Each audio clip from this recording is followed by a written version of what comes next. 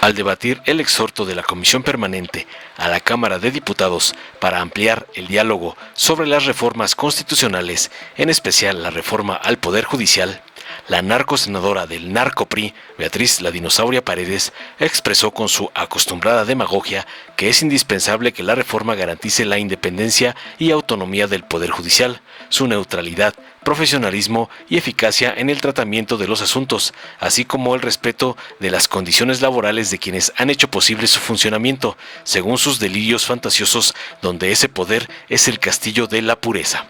Tras oír la verborrea de la dinosauria, Gerardo Fernández Noroña, diputado del PT, expresó contundente para responderle que lo que se hará no es una reforma al Poder Judicial, sino una revolución. No hay ningún solo país del mundo que tenga un sistema como el que se plantea en la iniciativa que se recibió el pasado 5 de febrero. El pueblo va a elegir en el primer trimestre de 2025 a ministros, jueces y magistrados. Aclaró tajante que no se quiere el control de la Corte, como ladran los narcoprianistas, sino justicia. El pueblo votará por ministros que le parezcan bien y los requisitos son los mismos. Al Poder Ejecutivo y al Poder Legislativo los decide el pueblo y al Poder Judicial lo va a decidir el pueblo. Va a llegar la austeridad al Poder Judicial, la reforma al Poder Judicial va, le vamos a cumplir al pueblo y en septiembre estará, concluyó contundente para cerrarle la bocota a la prinosauria y su pandilla de ratas. Veamos enseguida cómo el doctor Noroña acaba con la dinosauria Paredes por defender al corrupto Poder Judicial, como le manda su patrón, el narcoampón Claudio X González. Honorable Asamblea,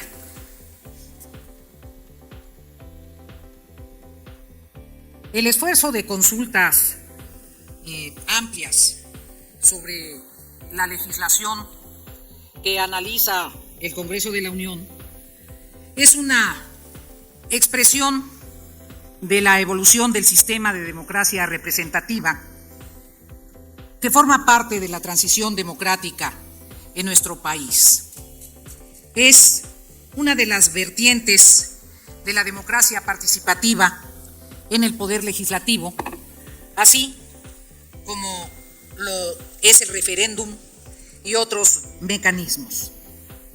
Para que esta expresión tenga credibilidad y sea consistente con la evolución democrática del sistema de la democracia representativa en el ámbito parlamentario, es fundamental que el ejercicio de participación trascienda el mero alegato, la consulta, la exposición de posiciones y se enriquezcan las iniciativas con aquellas propuestas, aquellos argumentos que puedan perfeccionar las iniciativas.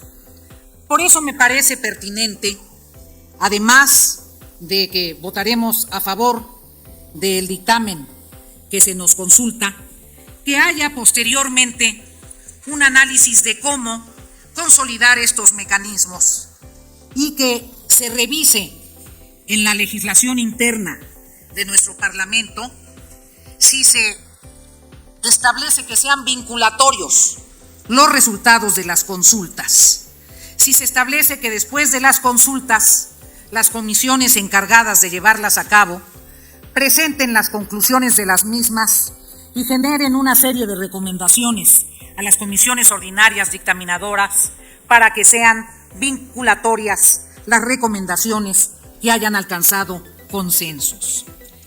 Pero es el caso que esta construcción de Parlamento abierto se da en una coyuntura específica.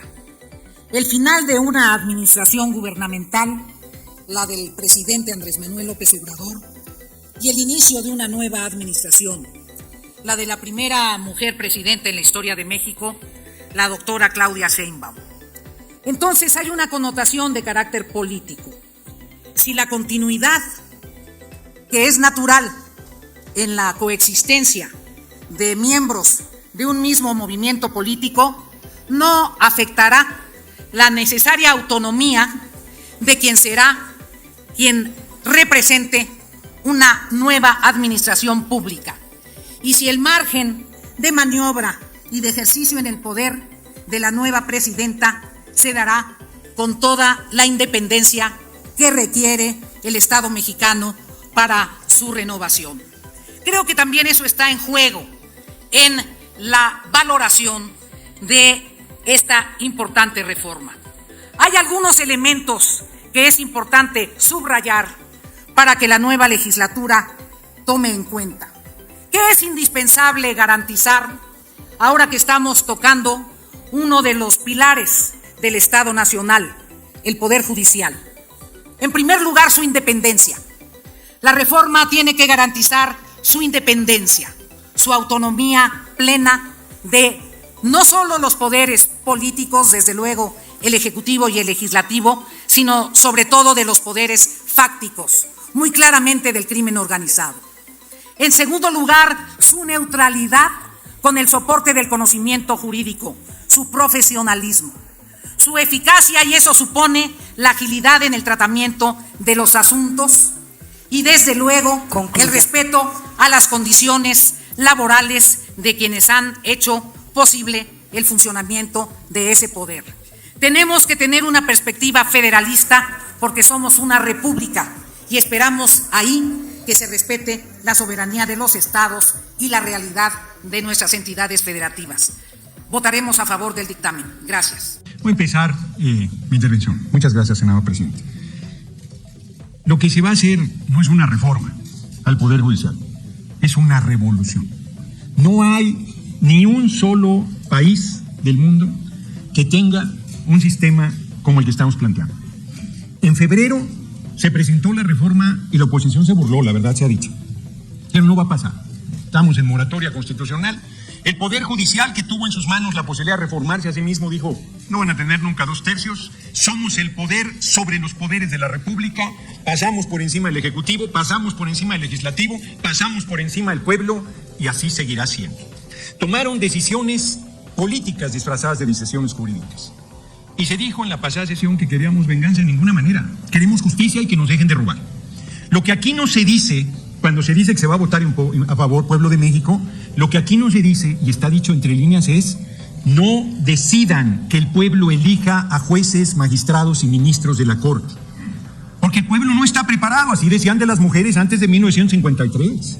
Les negaban el voto porque no estaban preparadas, decían. Y hoy, por primera vez en 200 años, una mujer va a ser presidente de la República, la compañera presidente Claudia Sheinbaum. Nos tardamos mucho por estos prejuicios, por estas descalificaciones. El que puede lo más, puede lo menos. El pueblo va a elegir en el primer trimestre de 2025 a ministros, jueces y magistrados. Sí va a ser así. No apresuren la reforma. No ejerzan su mayoría calificada. Nos pueden pedir la oposición lo que quieran, pero nosotros no vamos a conceder traicionar al pueblo de México. Nosotros no vamos a conceder incumplir el mandato de las urnas. Dicen que quieren una consulta, se hizo el 2 de junio y fue abrumadora la decisión del pueblo. Confirmado en las encuestas, nos decía nuestra virtual compañera presidente Claudia Sheinbaum Pardo. Yo en una pregunta de la prensa dije: pues que se haga una encuesta, dije mínimo va a ser el 60% los que nos apoyaron. 75% está de acuerdo en la elección directa de jueces, magistrados y ministros. Casi 90% está de acuerdo en la reforma. 80% votaría a favor de la reforma. O sea, ¿qué encuesta, qué consulta quieren? Lo que aquí se plantea, miren, el día de hoy, el gobernador de Guanajuato nombra a Elvia Oralia del Pilar Durán Isaías, magistrada del Tribunal de Justicia Administrativo. Elvia Oralia es esposa del fiscal Samarripa de Guanajuato. Esto es lo que no queremos más. Esto es lo que dicen que queremos, el control de la Corte. Pues si la virtual compañera presidente Claudia Sheinbaum Pardo tiene 2/3 del Senado y podría decidir los ministros de la Corte que vienen. Y podríamos presionar para que los más corruptos ministros de la Corte, a ver quién cierra la puerta, salieran. Y podríamos tener el control de la Corte. No queremos el control de la Corte, queremos justicia. No tienen confianza en el pueblo. 16 millones o poco más votaron por la derecha. Y votarán por ministros que les parecen bien. Los requisitos son los mismos. ¿De dónde vamos a sacar a los abogados? ¿De Marte? No, son los que hoy ejercen, los mismos. Pero van a estar controlados por el pueblo. El poder ejecutivo, somos un régimen presidencialista, lo decide el pueblo. El poder legislativo lo decide el pueblo, el poder judicial lo va a decidir el pueblo. ¿Que no va a haber carrera magisterial? Claro que sí, cada 6 años se pueden reelegir los jueces hasta el final de sus días. Los ministros de la Corte no. Después de llegar al máximo de su responsabilidad se irán. Se acabaron bueno, todavía no se acaban, pero se van a acabar las pensiones vitalicias. Se acabó. Va a llegar la austeridad al Poder Judicial. Se le va a exigir cuentas a estos que dicen es que integró mal el expediente a la Fiscalía y por eso lo solté, porque la ley dice que un juzgador, antes que la aplicación tosca de la letra de la ley, tiene que impartir justicia. Y soltar criminales es generar impunidad en este país. Eso es lo que el pueblo no aguanta más. No tienen manera de defender a ese Poder Judicial. ¿Pueden enriquecer? Claro que sí, aquí varias cosas se han planteado. Yo digo, por ejemplo, ay, ya se me acabó el tiempo. Yo digo, por ejemplo, que no hay una Defensoría del Pueblo. No sirven con todo respeto, los abogados de oficio, que defienden al pueblo que no tiene recursos para defenderse. Sí, claro que se puede enriquecer, pero que quede claro, termino, que se oiga bien y que se oiga lejos. La reforma del Poder Judicial va. Le vamos a cumplir al pueblo. En septiembre estará. En septiembre estará. Y se va a elegir ministros, magistrados y jueces en el primer trimestre de 2025 y se le dará al INE los recursos suficientes para que organice esa elección. Le vamos a cumplir al pueblo.